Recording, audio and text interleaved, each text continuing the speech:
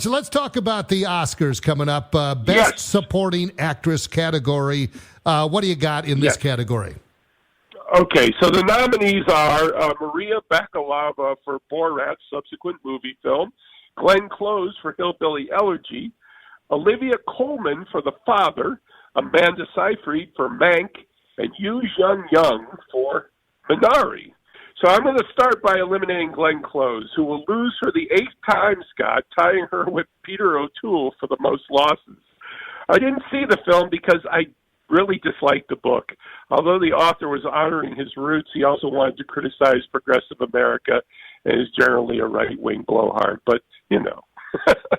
Amanda Seyfried for Mank is also gone. I think the film literati is more in love with that film than the general public, although it's a great performance.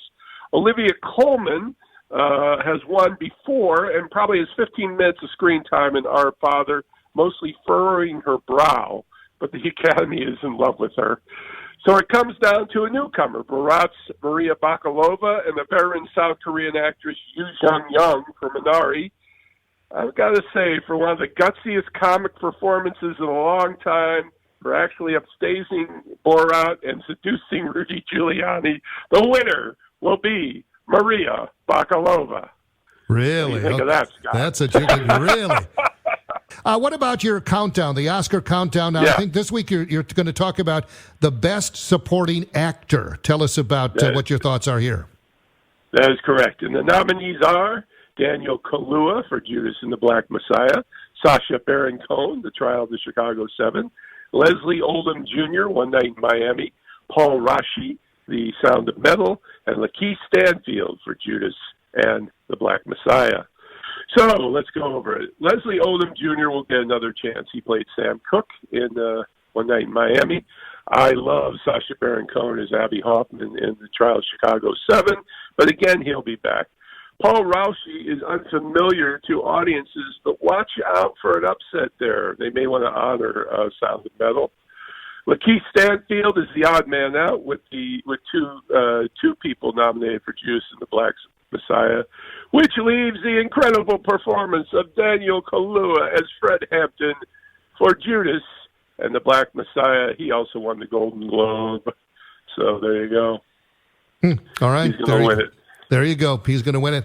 All right, good. Let's talk about Oscars, and you continue to go into your categories. So now this week you're going to do the Best Actor nominee. So this is a big one. Correct. Best Actor. Okay, tell us. Set the table for us.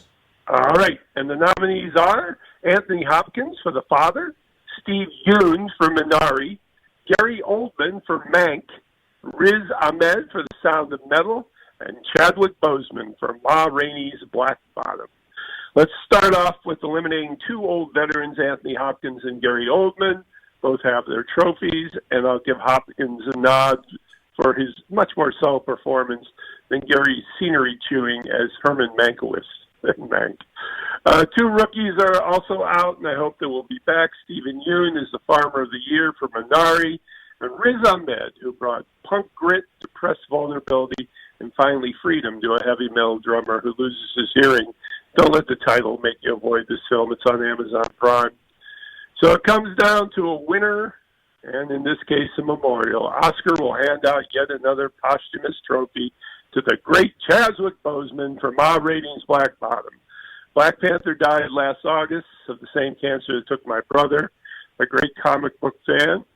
So they will celebrate at a big party on some celestial plane. Okay, let's talk about today. The other thing you wanted to finish up today or continue is the Oscar preview as well. Today, the Best Actress. Tell us about who the nominees are and what your thoughts are. And the nominees are Frances McDormand for Nomadland, Carey Mulligan for Promising Young Woman, Viola Davis for Ma Rainey's Black Bottom, Andra Day for The United States versus Billie Holiday, and Scott Vanessa Kirby for Pieces of a Woman. So we'll start with the past Oscar winners who probably won't be noticed this year. Frances McDormand in Nomadland and Viola Davis and Ma Rainey. They've won their Oscars, even though both performances excellent. This is a very, very strong category. Now, two women who deserve the highest praise for their performances are Carey Mulligan for Promising Young Woman and the aforementioned Vanessa Kirby for Pieces of a Woman, 2 woman movies, who represent 2 elements of women who are going through a difficult part of womanhood without much societal support. So the performance of the year that cannot be ignored or overcome, she already won the Golden Globe. Audra Day for the United States versus Billie Holiday, an incredible transformation in a flawed film. But this is the strongest of fields. I believe she will persevere. Now, the Oscar is going to be this weekend, I guess. What is your pick here for Best Picture and Best Director? Yes, let's start with Best Picture. Now, this is by order of preference for nominees, from my least favorite to favorite, and the nominees are Mank, The Father, Minari, Nomadland, Judas and the Black Messiah, The Trial of the Chicago 7, Sound of Metal, and Promising Young Woman. Best Picture analysis, Mank and The Father are 2 old-fashioned noms that are not audience favorites. Judas and the Black Messiah and The Trial of the Chicago 7 are 2 talky and serious for Oscar voters, although both set in Chicago around the same era, interestingly enough.